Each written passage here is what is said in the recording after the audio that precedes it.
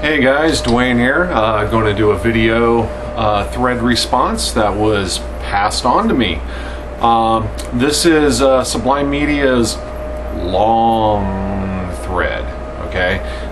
This is installment number 8, if I can still count right, number 8. And this was passed on to me by Biosite, LJ. What's up, buddy?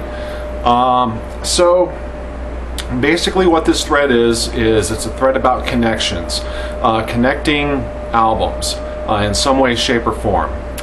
Show an album and then show another album that has some kind of connection in any way to the first album that you show, and so on.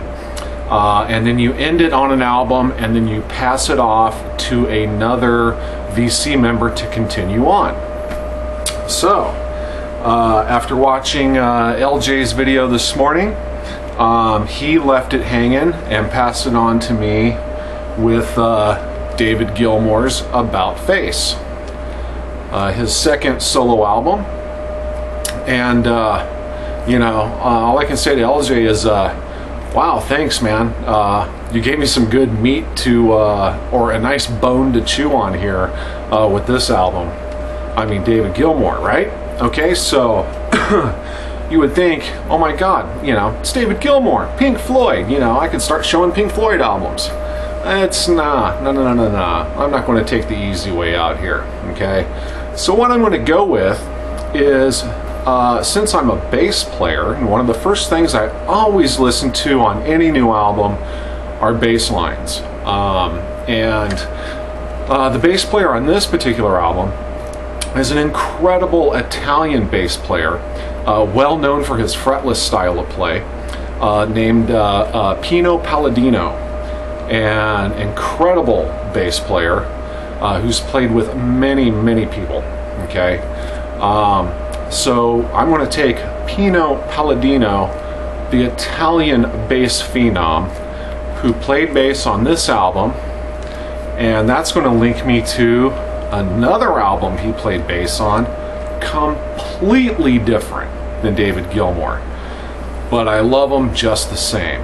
And he played bass on Gary Newman's I Assassin. So we're going from David Gilmour to Gary Newman, a la bass player, okay? Pino Palladino. Now, on this album, what I'm going to do is I'm going to stay with the rhythm section, okay? And the drummer on this album, his name is Chris Slade. Now, some of you may not know, but Chris Slade drummed for the likes of AC/DC, The Firm with Jimmy Page, but Chris Slade early on was a member of another big band, okay? So we're going to go from Gary Newman and Chris Slade on drums, and we're going to bounce back a little bit to one of his early bands, and that is Manfred Mann, and this is the famous Roaring Silence album. Okay, so Chris Slade right there. Okay, so he played drums for Manfred Mann for quite a while. I think probably 4 or 5 albums, but don't quote me on it, I could be wrong. So Gary Newman, percussion coming out of Manfred Mann. Okay, so how I'm going to do this is, what's interesting about this album, okay, the Roaring Silence, is I have, and I love these, they're very hard to find, they're kind of rare, and when I find them I usually buy them, but I have Manfred Mann's The Roaring Silence, and I have a test pressing of that album, straight from the label.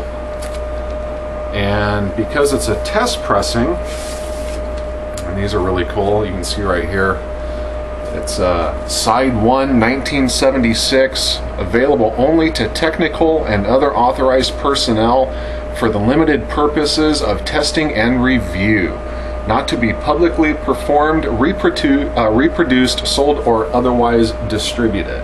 Okay, so finding test pressings are pretty tough, especially if it's by a band of any fame at all. But this is the exact same album, just a test pressing of this album. Okay, so because this is straight from the label, okay, and this is not what I'm focusing on, but this is what gave me the idea, because I own this, is I'm going to take the Roaring Silence by Manfred Mann, and I'm going to go with the label, because it's not a very big label, okay, and the label is Bronze Records, the Bronze record label. And let me see. Yeah, it's a Warner Brothers label, but it's on the Bronze Records label. That's who produced it. And that's what I'm going to go with to do this. So, Bronze Records, who was started by Jerry Braun. He was a record producer who started his own label. Okay, Jerry Braun, Bronze Records. So we're going to go with that label.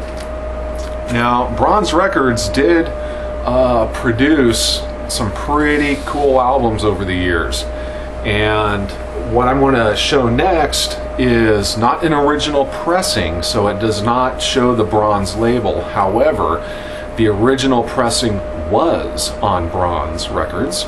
So the same record company that gave us the Roaring Silence also gave us one of the classic punk / metal bands that emerged from the 80s, and that would be the Ace of Spades by Motorhead.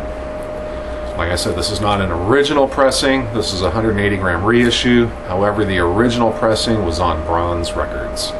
So we go from David Gilmour to Gary Newman, from Gary Newman to Manfred Mann's vocal band to Motorhead. So I hope that's obscure enough for y'all out there. And I'm going to end it on Motorhead, Ace of Spades, and I'm going to pass it on to the next lucky VC candidate. And speaking of connections, like LJ talked about hooking up with Robert, the teacher, I have recently connected with another VC member, Aid, aka Pudsey from the UK. And I know he has the Ace of Spades, and he has an incredible metal collection that I'm very envious over. I thought I had a lot of metal, he's got a bunch. So I figure this would be a good handoff pass to Aid. Pudsey, here's your baton, take it and run. I know you can. So that's installment number 8 of Jonas's Long Thread. So LJ, thanks for handing it off to me, man, with honor. I hope I did my part and happily pass it off to Aid, Pudsey. So alright guys, thanks for watching, and stay tuned for a couple of vinyl updates. I got 2 big ones. I have some standard purchases, and then I have garage sale and thrift store finds. Too much to put into one video, so there's going to be 2 separate ones. So stay tuned for that. Peace. Stay in the groove.